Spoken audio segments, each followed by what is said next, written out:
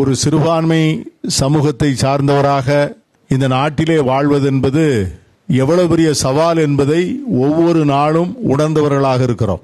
மதச்சார்பற்ற நாடு என்று அழைத்தாலும் கூட அனைத்து நிகழ்வுகளையும் அனைத்து பிரச்சனைகளையும் மதம் என்கிற கண்ணாடி வழியாகத்தான் பார்க்கின்ற ஒரு சூழ்நிலை தேச அளவிலே ஒரு நிலைப்படுத்தப்பட்ட ஒன்றாக இருப்பதை பார்க்கிறோம். இன்னைக்கு தென் மாநிலங்களிலே நாம் எல்லோரும் சற்று அமைதியாக இருக்கிறோம்.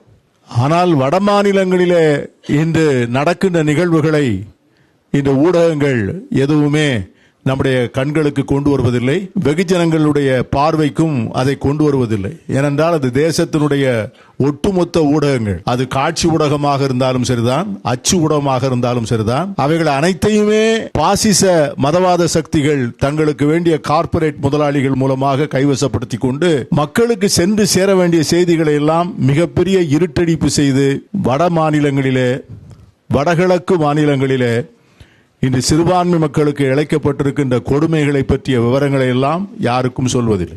வடகிழக்கு மாநிலத்திலே மணிப்பூரிலே ஒரு பாஸ்டருடைய குடும்பத்தார் ஒரு அருமையான ஒரு ஆடியோ பதிவு செய்து வெளியிட்டிருந்தார்.